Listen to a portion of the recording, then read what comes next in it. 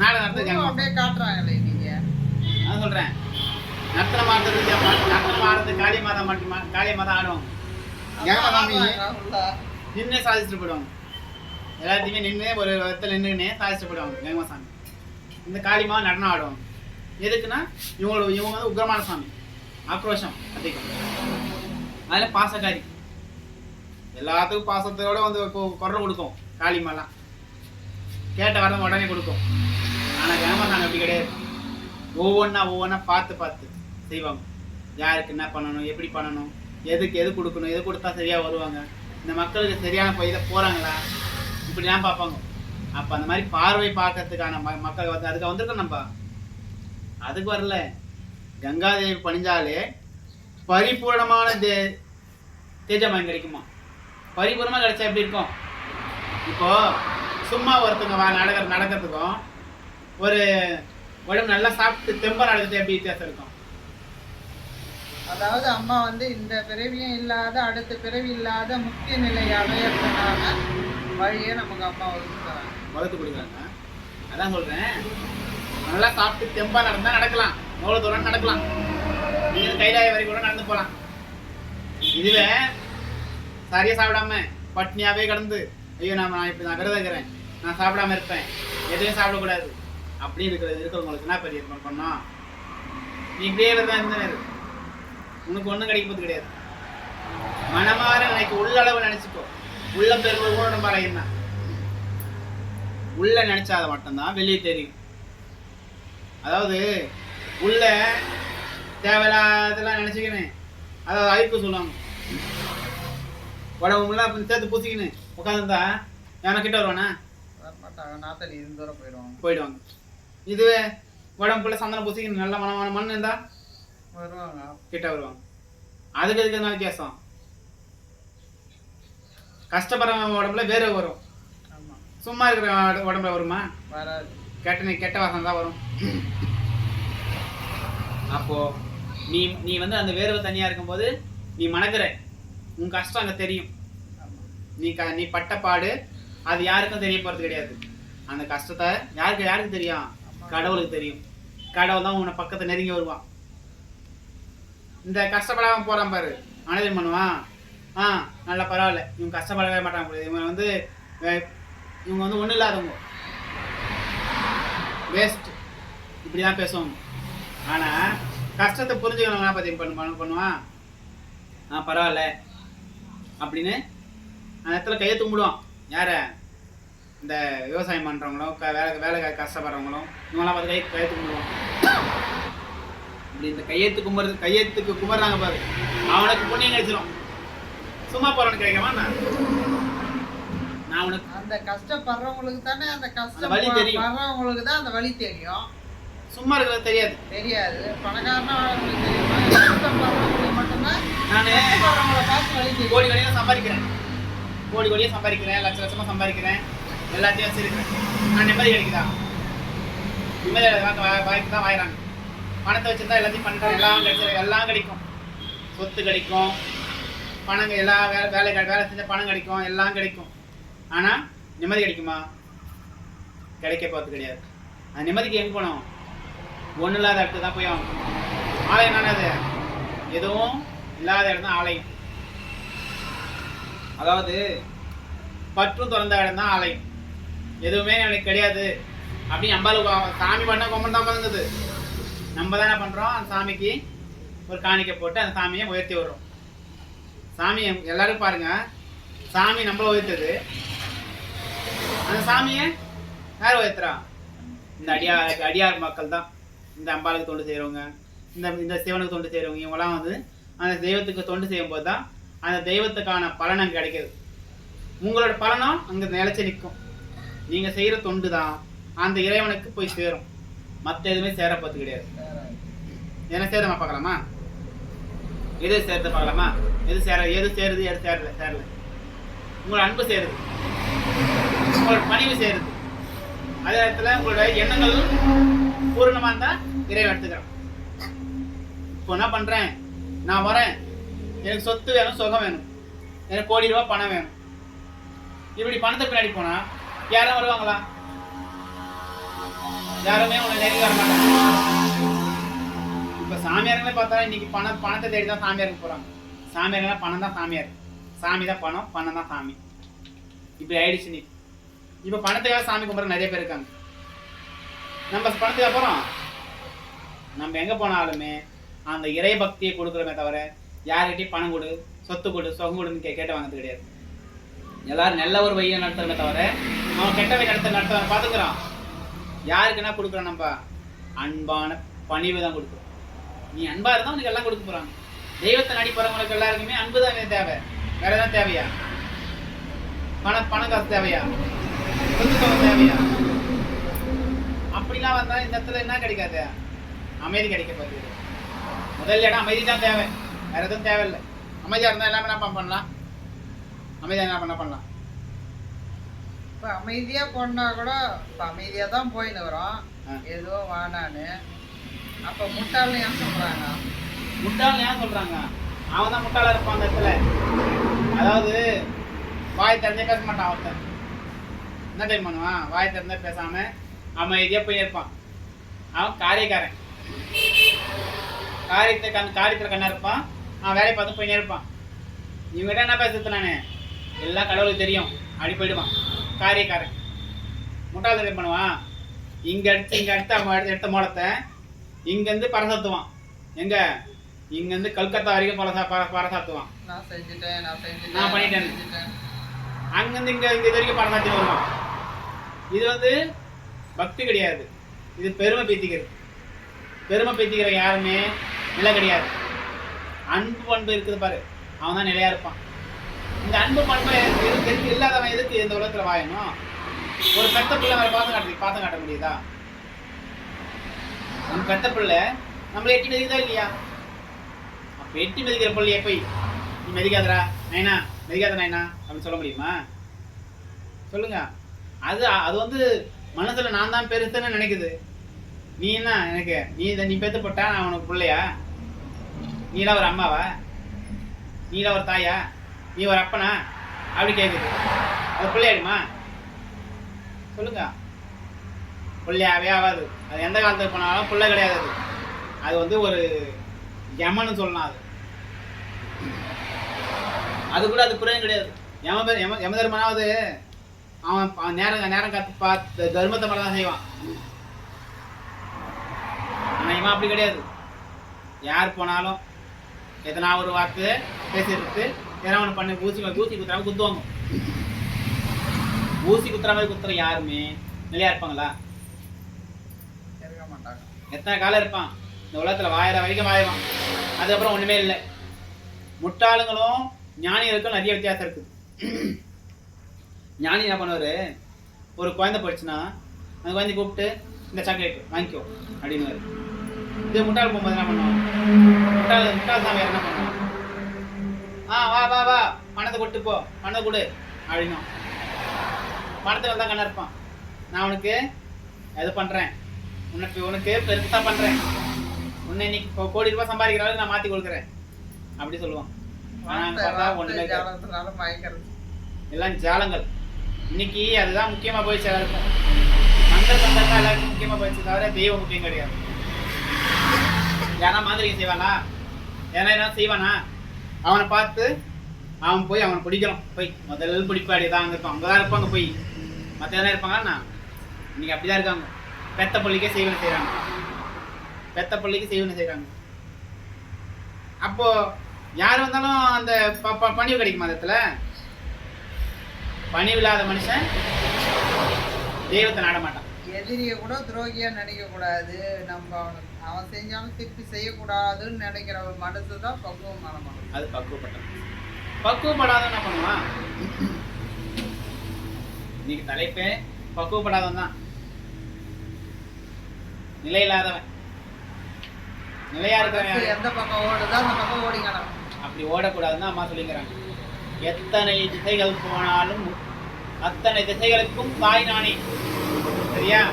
நீ எந்த திசைனா போ, அந்த திசையில ஒரு குட்டையில தண்ணி இருக்கும், ஒரு கிணத்துல தண்ணி இருக்கும், ஒரு குளத்துல தண்ணி இருக்கும். இப்படி மட்டுமா இருக்குது? ஒரு வீட்டுக்கு தண்ணி இருக்கணும். தண்ணி இல்லாம மனுஷன் வாழ முடியுமா? வாழ முடியாது. அப்போ வாய முடியாதுன்னா, இப்போ மனுஷங்கள் தண்ணி இல்லாத மனுஷன் வாய முடியாதுன்னா, அப்போ அந்த கங்கையை பண்ணிடுற எல்லாருமே பண்ணிக்கிறான். யார் யாரு? இந்து பண்ணிக்கிறான், முஸ்லீம் பண்ணிக்கிறான், அது கிறிஸ்துவர் பண்ணிக்கிறான். எல்லாருமே தண்ணி இல்லாமல் வாய்வாங்களா?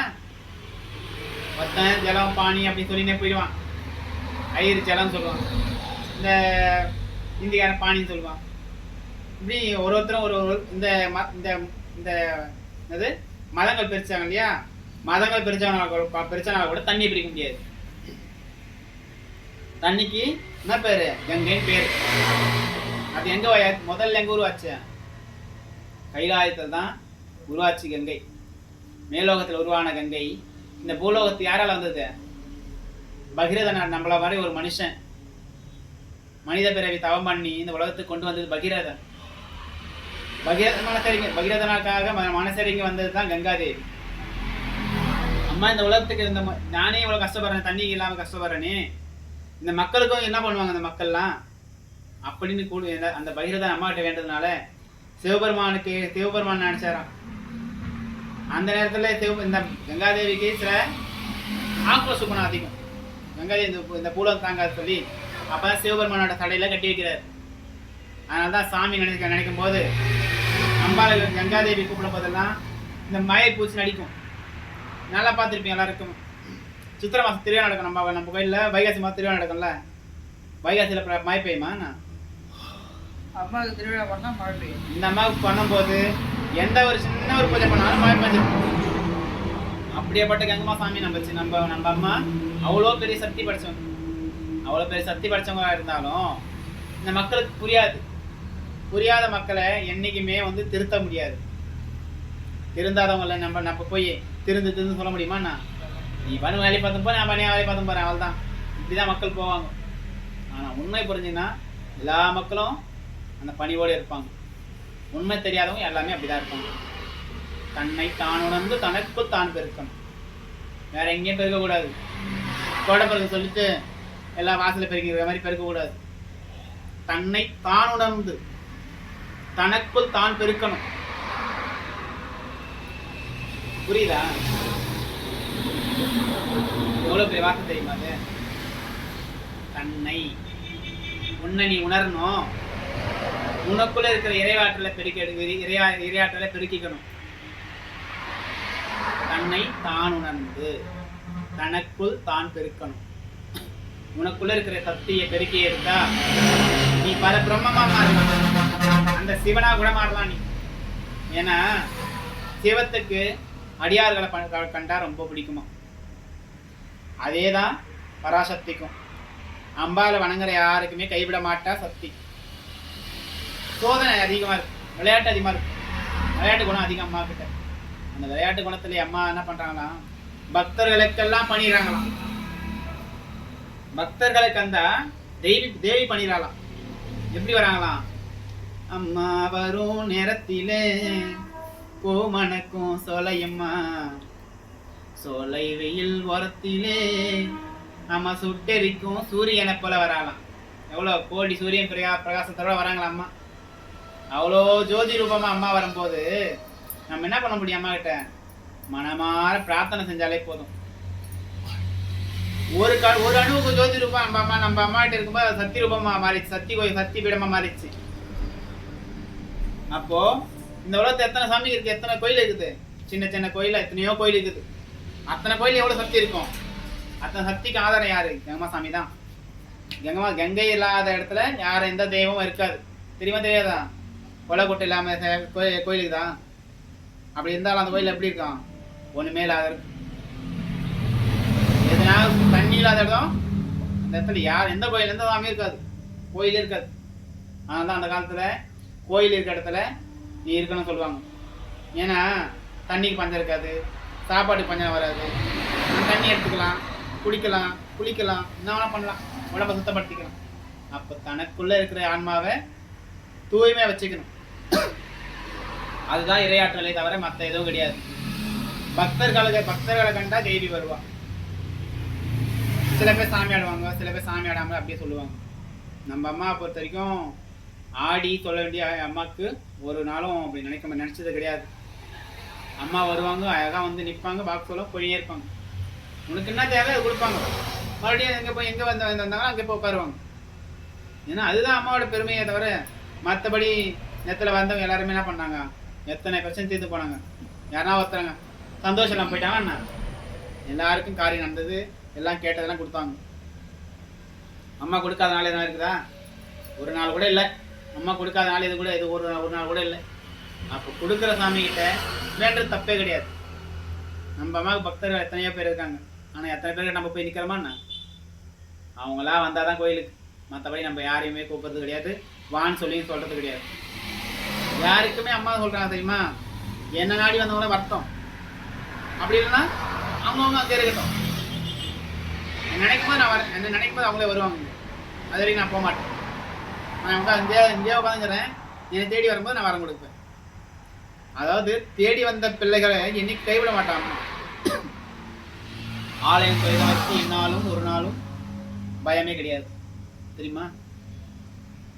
பயம் இருக்குமா? சரி, கேள்வி என்ன கேட்கலாமா? உங்களுக்கு என்ன வேணும் அதை சொல்லுங்க.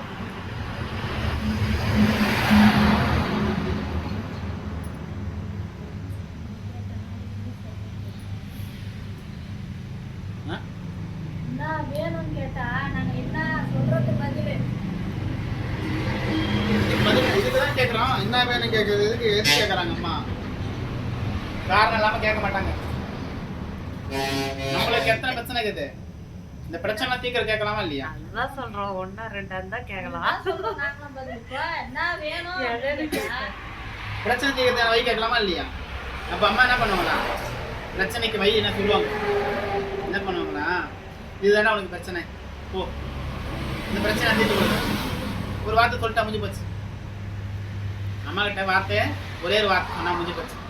பிரச்சனை எல்லாமே பரிபூர்ணமா அறந்து போகும். அப்போ அறந்து போகிற பிரச்சனையை கண்டு நம்ம பயந்துங்கிறோம். சாதாரண ஒரு துரும்பு சீட்டு கூட புரியாது கிடையாது இந்த பிரச்சனைலாம். அதை பார்த்து நம்ம பயந்துங்கிறோம். இதை வந்து நடந்துருமோ, அவன் இதை சொல்லிடுவாங்களோ, இந்த சொத்து கொடுப்பானோ கொடுக்க மாட்டானோ, இப்படிதான் ஒரு எண்ணம் போகும். நம்ம கூட இருக்கிற நம்மளுக்கு கூய் பறிக்கிறாள், அப்புறம் என்ன பண்ணுறது? கூட இருக்கிறனே கூய் பறிப்பான். அப்படி இருக்கிற நம்மள எந்த தெய்வம் வந்து கை கொடுத்தாலும் நீ நிலையா நிற்க முடியாது. பக்தனை கண்டு பரமன் ஏந்து வந்ததை போல. இப்போ பக்தனை கண்ட பரமன் ஏந்து வருவார், வர மாட்டாரா? எங்க அம்மா அழகா சொல்லுவாங்க, ஜென்மசாமி அடிக்கடி சொல்லுவாங்க, உனக்கு என்னடா அமைதியா இருடா, உனக்கு தேவையானது உனக்கு இன்னும் தேடி வரும். நீ எங்கேயும் போவாத, எந்த இடத்துக்கு நிற்காத, இப்போ யார்கிட்டையும் போய் நிற்காத, என்ன தேடி வரும், பயப்படாது. உனக்கு என்ன தேவை? உனக்கு கோயில் தானே கட்ட போற, நீ வெளிமட்டப்படுத்து, அதை நான் பார்த்துக்கிறேன். வெளிப்படுத்தினா எல்லாத்தையும் பார்த்துக்கலாம், அம்மா பார்த்துப்பாங்க. அதனால பண்ண முடியாதுண்ணா. அப்போ சும்மா சாதாரண வெளிப்படுத்தினாலே இவ்வளோ பிரச்சனை தீர்த்தனா, அந்த அம்மாவுக்கு தொண்டு செஞ்சா, தொண்டனை பார்த்தாதான் அரசனுக்கும் பணிவு வரும். ஏன் அரசனே என்ன பண்றான் தெரியுமா? ஒரு இடத்துல இந்த கஷ்டப்படுறான் சொல்லி அந்த அரசனை இறங்கி பார்ப்பான், இந்த மக்களை யாரை போய் சொல்றாங்க, யாரை உண்மையை பேசுறாங்க. ஒரு மாரவசத்தில் வந்து பார்க்குறாராம் அரசன். பார்க்கும்போது ஒரு தொண்டை மட்டும் விதுவாக செய்கிறான். அப்போ என்ன பண்றாங்க, அப்போ அரசன் வந்து கேட்குறாரு, மாரவசத்தில் வந்துக்கிறாரு இல்லையா? அப்போ அரசன் கேட்குறாரு. அப்போ அரசன் சொல்றாரு, அந்த அரசன்கிட்ட கேட்கும்போது அந்த அந்த வேலை செஞ்சாரு சொல்றாரு, எப்பா நீ இப்படி வீது வேலை தெரியும், எத்தனை பேர் பாரு, எல்லாரும் எந்த வேலை செய்யாம எல்லாம் ஏமாத்திக்கிறாங்க, நீ வீது வேலை செஞ்சுக்கிறியே, என்னப்பா இது காரணம் அப்படி. அப்போ இந்த கைவன் சொல்றாரு, நான் வீது சேர்த்து அரசனுக்கு தெரியுதோ இல்லையோ அந்த கடவுளுக்கு தெரியும். நான் வேலை செய்யறது அரசனுக்கு தெரியுதோ இல்லையோ அந்த கடவுளுக்கு தெரியும். அப்போ கடவுளுக்கு தெரியும்னா நான் வந்து நான் அரசனுக்கு தெரியாம செய்யணும், செய்ய தேவையில்லையே. அரசனை பின்னாடி நான் போக தேவையில்லை, கடவுள் பின்னாடி போய்ங்கிறேன். கடவுளுக்கு நான் உண்மையா இருக்கிறேன். அப்போ நான் கடவுளுக்கு உண்மையா இருந்தேன்னா நான் யாருக்குமே தீங்கு செய்ய மாட்டேன். என்ன அவர் நம்பிதான் எனக்கு வேலை வச்சுக்கிறாரு. இந்த இடத்துல நம்ப வேலைக்கு வச்சிருந்தா என்னை இந்த இடத்துல வச்சிருக்க மாட்டாரு. அப்போ அவருக்கு தெரியும் யாரு நல்லா யாரு தெரியா செய்யறாங்க, யாரு செய்யறான்னு தெரியும். அப்போ அந்த அரசன் சொல்றாரு, இவ்வளோ நம்பிக்கை நீ செய்றியே, அந்த அரசன் உனக்கு என்ன பண்ணான்? அந்த அரசன் உனக்கு என்ன பண்ணான்? ஒண்ணுமே பண்ணலையே உனக்கு தான். நீ பண்ணு வேலை செஞ்சுக்கிற போயிட வர தான். இந்த அரசன் நீ பக்தியா இருந்து என்ன பண்ண போற? ஏமாத்துட்டா பாத்துக்கலாம் அப்படின்னு அரசன் சொல்றாரு. அப்ப சொல்றாரு, நான் ஏமாத்தினா எனக்கு மேல இருக்கிறாப்ப கடவுள், அவனுக்கு தெரியும், அவன் வந்து என்ன தண்டிப்பான். அப்போ நான் தண்டிக்காத அளவுக்கு இருக்கிறோம் அப்படின்னா அந்த அரசனை என்ன பண்ணோம்? அவனை வாய்த்தணுமே தவிர அவனை என்ன பண்ணக்கூடாது, சபைக்க கூடாது. அப்போ அந்த அரசன் அப்படியே அந்த நேரத்துல கண்ணீரோட ஆயிடுறாரு. இப்பயா எப்பா இந்த அளவுக்கு ஒரு வேலைக்காரன் இருக்கானே அப்படின்னு, இந்த அளவுக்கு ஒரு வேலைக்காரர் இருக்கானே அப்படின்னு இந்த அரசன் கேட்கிறாரு.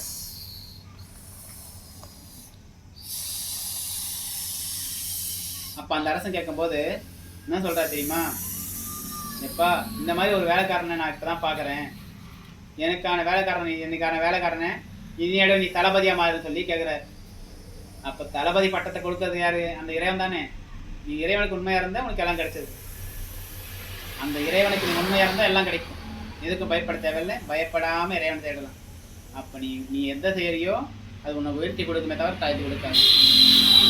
ஒவ்வொரு நாளும் இறைவன் உனக்குள்ளவே இருப்பான், வேற எங்கேயும் கிடையாது. தனக்குள் தான் பெருக்கி தனக்கே தானே பெருக்கிக்கணும். இல்லைன்னா பெருக்க முடியாது எதையும். குப்பை கூட பெருக்கி தலைவர் சம்மந்தம் போலாம். கோயில்ல குப்பை பெருக்கிறது கூட ஒரு தொண்டு தான். ஒரு இப்போ நினைக்கிறேன், நம்மளால சில பேர் நினைக்கிறாங்க, என்ன செஞ்சு எனக்கு 4 நாள் லாபம், எத்தனை கோயிலுக்கு போனேன், எத்தனை பூஜை பண்ணேன், எத்தனை விளக்கு ஏற்றினேன், எத்தனையோ பண்ணிட்டேன்.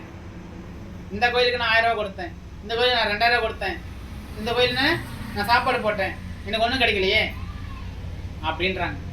அப்போ ஒன்றும் கிடைக்கிற நீ சொல்ற போதே அன்னைக்கு நீ உனக்கு ஒண்ணுமேலாம் போயிடுச்சு. நீ செஞ்ச பலன் எனக்கு இல்லை. பலனை தேடி எதையும் பண்ணக்கூடாது இல்லையா? நீ நான் செஞ்சுட்டேன் சொல்லும் போது தெய்வம் ஏத்துக்காது, கடவுள் ஏத்துக்க மாட்டார். அதெல்லாம் நீ எதைய நீ யாருக்கு செஞ்சாலும், நான் உனக்கு தான் செஞ்ச கடவுளே உனக்கு தான் செஞ்சுக்கிறேன், நான் எதையும் எனக்கு யாருக்கும் எனக்கு சொல்ல தேவையில்லை, நான் யாருக்கும் பெருமை பீட்டிக்கு தேவையில்லை, பெருமை தேவையில்லை எனக்கு, நீ தான் எனக்கு எல்லாம் பண்ற. அப்போ அந்த இறைவனையே ஓடி வந்து நிற்பாரான். என்ன சொல்லுவாரான்? நீ எனக்கு செஞ்ச தொண்டுக்கு நான் அவனை பக்கத்தானே இருக்கிறேன், உனக்கு தேவையானது நான் கொடுக்குறேன்டான்னு சொல்லுவாரான். அப்போ அந்த மாதிரி இறைவனை பிடிக்கணுமா? இல்லை நான் செஞ்சதெல்லாம் நான் செஞ்சேன் சொல்லி உங்களை பெருமைக்கு ஆளாக்கிக்கன்னு நீ நடுதல் நிற்கணுமா? என்னைக்கு நீ பெருமையை தேடுறியோ அன்னைக்கு நீ நடுதல் தான் நிற்ப. நீ பெருமை தேடாம இறைவனுக்கே சமர்ப்பணம் செய்யறப்பார். அப்போதான் நீ வந்து இறைவனுக்காக நீ வாழ. எல்லாம் பரம பிரம்மம் நீ வாய்ந்தா மட்டும்தான் எல்லாம் கிடைக்கும். இறையாற்றல் தனக்குள் தான் பெருக்கி தனக்கே தான் உணரணும். உணராம நீ எதை செஞ்சாலும் ஒன்றும் கிடைக்கப்பது கிடையாது.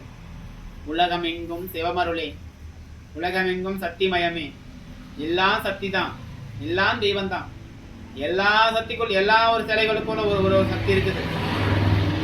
அந்த சக்தியை மனவார வணங்கிக்கிற மட்டும் போதும்.